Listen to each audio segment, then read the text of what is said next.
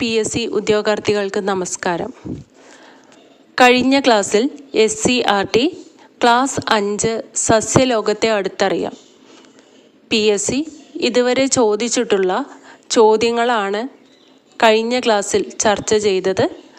ആ പാഠഭാഗത്തിൽ നിന്നും ഇനിയും കുറച്ചും കൂടി ചോദ്യങ്ങൾ നോക്കാനുണ്ട്. നമുക്ക് നോക്കാം. കണ്ടൽ ചെടികൾ. കണ്ടൽ ചെടികളുടെ സവിശേഷത ചുവടെ പറയുന്നവയിൽ ഏതാണ് എന്നുള്ള ചോദ്യമൊക്കെ ചോദിക്കാറുണ്ട്. അപ്പോൾ കണ്ടൽ ചെടികളുടെ പ്രത്യേകതകൾ എന്തൊക്കെയാണെന്ന് മനസ്സിലാക്കണം. ഈ ഭാഗത്തു നിന്നും പ്രസ്താവന ടൈപ്പ് ചോദ്യങ്ങളും പ്രതീക്ഷിക്കാം. ആദ്യം കണ്ടൽ ചെടികളുടെ പ്രത്യേകതകൾ മനസ്സിലാക്കാം. ഉപ്പ് വെള്ളത്തിൽ വളരാനുള്ള കഴിവ് കണ്ടൽ ചെടികൾക്കുണ്ട്. ഉപ്പ് വെള്ളത്തിൽ വളരാനുള്ള കഴിവ് കണ്ടൽ ചെടികൾക്കുണ്ട്. രണ്ടാമത്തെ പോയിന്റ്, വിത്ത് സസ്യത്തിൽ നിന്ന് തന്നെ മുളച്ച ശേഷം മണ്ണിൽ വീഴും. വിത്ത് സസ്യത്തിൽ നിന്ന് തന്നെ മുളച്ച ശേഷമാണ് മണ്ണിൽ വീഴുക.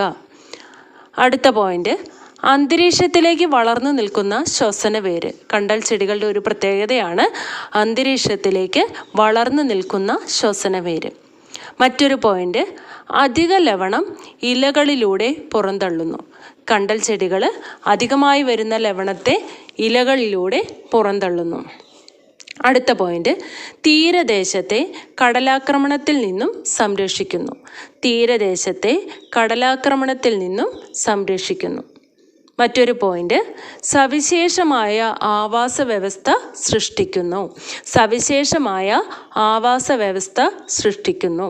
കണ്ടൽ ചെടികളുടെ ഈ എല്ലാ സവിശേഷതകളും നോക്കി വയ്ക്കണം. കൂട്ടത്തിൽ പെടാത്തത് ഏതാണെന്നും ചോദിക്കാം.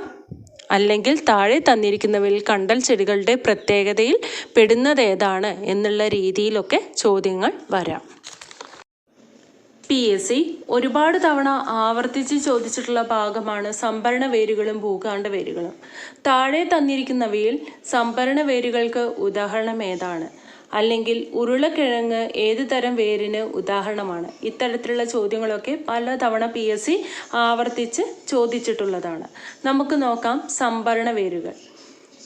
പേര് പോലെ തന്നെ സംഭരിച്ച് വയ്ക്കുകയാണ്. വേരിൽ ആഹാരം സംഭരിച്ച് വെക്കുന്നവരാണ് സംഭരണ വേരുകൾ. വേരിൽ ആഹാരം സംഭരിച്ച് വെക്കുന്നതാണ് സംഭരണ വേരുകൾ.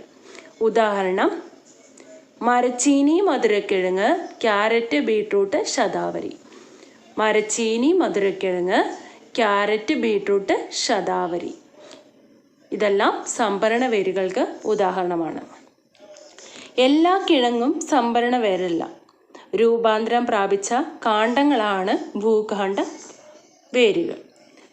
അപ്പോൾ ഈ എല്ലാ കിഴങ്ങും സംഭരണ വേരല്ല.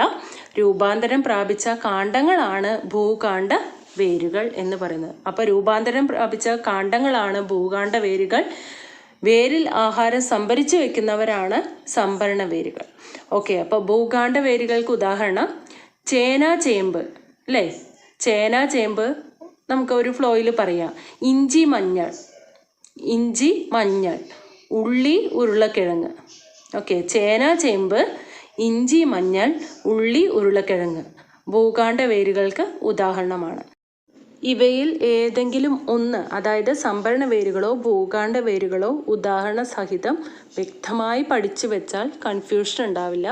രണ്ടും എക്സാമ്പിൾ സഹിതം പഠിക്കുമ്പോഴാണ് പലപ്പോഴും നമുക്ക് PSC ഹാളിൽ പോകുന്ന സമയത്ത് ഇത് കൺഫ്യൂഷൻ വരിക. ഓക്കെ, അപ്പം നമുക്ക് ഭൂകാണ്ഡ വേരുകൾ നോക്കാം. ഭൂകാണ്ഡ വേരുകൾക്ക് ഉദാഹരണമാണ് ചേന, ചേമ്പ്, ഇഞ്ചി, മഞ്ഞൾ, ഉള്ളി, ഉരുളക്കിഴങ്ങ്. ചേന, ചേമ്പ്, ഇഞ്ചി, മഞ്ഞൾ, ഉള്ളി, ഉരുളക്കിഴങ്ങ് ഇവയെല്ലാം ഭൂകാണ്ഡ വേരുകൾക്ക് ഉദാഹരണമാണ്. ഇനി അടുത്തൊരു ചോദ്യം നോക്കാം. സസ്യങ്ങളിൽ നിന്ന് ജലം അന്തരീക്ഷത്തിലേക്ക് പോകാൻ സഹായിക്കുന്നത്.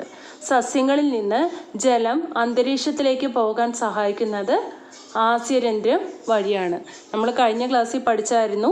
ഇലകളിൽ ഉള്ള ചെറിയ സൂക്ഷ്മങ്ങളാണ് ആസ്യരന്ധ്രം അല്ലേ? ഇലകളിലുള്ള ചെറിയ സൂക്ഷ്മങ്ങളാണ് ആസ്യരന്ധ്രം. മറ്റൊരു ചോദ്യം, ആഹാര നിർമ്മാണത്തിന് ആവശ്യമായ സൂര്യപ്രകാശത്തെ ആഗിരണം ചെയ്യുന്നത് ആരാണ്? ആഹാര നിർമ്മാണത്തിന് ആവശ്യമായ സൂര്യപ്രകാശത്തെ ആഗിരണം ചെയ്യുന്നത് ഹരിതകമാണ്. ഹരിതകം. ഓക്കെ, ഇനി സ്ഥിരമായി ചോദിക്കുന്ന മറ്റൊരു ചോദ്യമാണ് ഇലകൾക്കും പൂക്കൾക്കും മഞ്ഞ നിറം കൊടുക്കുന്ന വർണ്ണവസ്തു. ഇലകൾക്കും പൂക്കൾക്കും മഞ്ഞ നിറം കൊടുക്കുന്ന വർണ്ണവസ്തു എന്താണ്? സാന്തോഫിൽ. ഉത്തരം സാന്തോഫിൽ. ഇലകൾക്കും പൂക്കൾക്കും ചുമപ്പ് നിറം കൊടുക്കുന്നത് ആന്തോസയാനിക്. ആന്തോസയാനിക്. നമുക്ക് ഒരു അന്തമില്ലാതെ ഇരിക്കുന്ന സമയത്ത് കണ്ണിൽ ഒരു ചുമപ്പ് കയറിയ പോലെയുള്ള ഒരു അവസ്ഥയായിരിക്കും. സാധാരണ കണ്ണിൽ ഇരുട്ട് കയറിയ പോലെയെന്ന് പറയാറ്, എങ്കിലും ചുമപ്പ് എന്ന് ഞാൻ ആക്കിയെന്നേ ഉള്ളൂ. അപ്പോൾ കണ്ണിൽ ചുമപ്പ് കയറിയ പോലെ, ഒരു അന്തമില്ലാതെ ഇരിക്കുമ്പോൾ കണ്ണിൽ ചുമപ്പ് കയറിയ പോലെ. അപ്പോൾ ആന്തോസയാനിക് ചുമപ്പ് നിറം. ആന്തോസയാനിക് ഇലകൾക്കും പൂക്കൾക്കും ചുമപ്പ് നിറം കൊടുക്കുന്നു. ഇലകൾക്കും പൂക്കൾക്കും മഞ്ഞ നിറം കൊടുക്കുന്നത് സാന്തോഫിൽ. അതുപോലെ തന്നെ ഇലകൾക്കും പൂക്കൾക്കും ഓറഞ്ച് കലർന്ന മഞ്ഞ നിറം കൊടുക്കുന്നത് കരോട്ടിൻ. ഓക്കെ, അപ്പോൾ ക്യാരറ്റൊക്കെ ഏകദേശം ഒരു ഓറഞ്ച് കളറ് അല്ലെങ്കിൽ ഒരു മഞ്ഞ, അങ്ങനെ മഞ്ഞ കലർന്ന ഓറഞ്ച് എന്നുള്ള രീതിയിലൊക്കെ വെറുതെ ഒരു ക്ലൂ പോലെ പഠിക്കാം.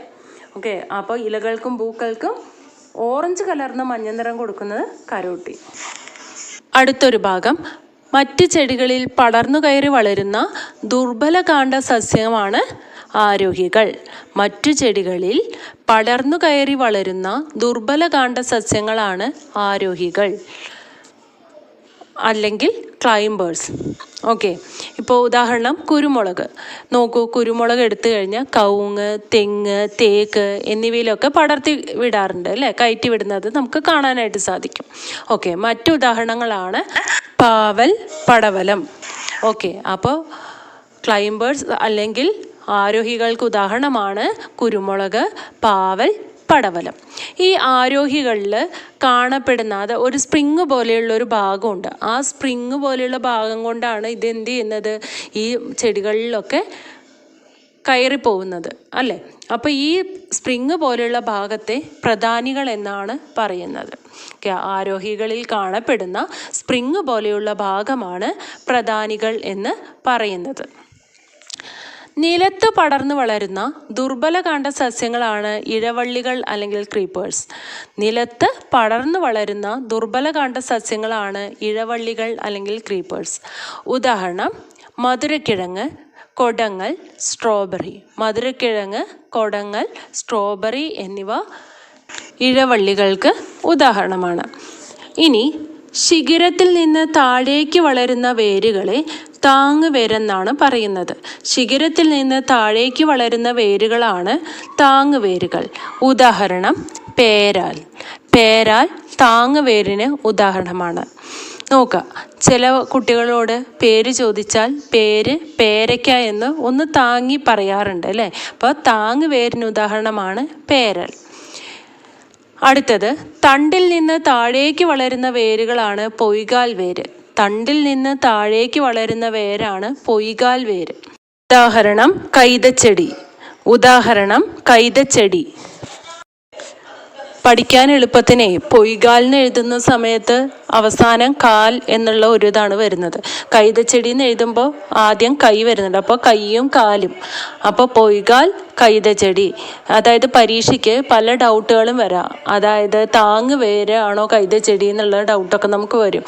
ആ ഡൗട്ട് ഇല്ലാതിരിക്കാനാണ് പൊയ്കാൽ വേരാണ് കൈതച്ചെടി. കാലും കൈയും എന്ന ഓപ്ഷനിൽ നോക്കുക. ഇനി കാല് തപ്പിയിട്ടും കൈയും തപ്പിയിട്ട് പോകരുത്. എഴുതുന്ന ആ ഒരു വേർഡിൽ ശ്രദ്ധിക്കുക, പൊയ്കാൽ, കൈത, ചെടി. ഇതോടുകൂടി ഈ പാഠഭാഗം കഴിഞ്ഞു. പുതിയൊരു പാഠഭാഗവുമായി അടുത്ത ക്ലാസ്സിൽ കാണാം. ഇന്നത്തെ ക്ലാസ് ഇഷ്ടപ്പെടുകയാണെങ്കിൽ ലൈക്ക് ചെയ്യാനും ഷെയർ ചെയ്യാനും സബ്സ്ക്രൈബ് ചെയ്യാനും മറക്കരുത്. താങ്ക്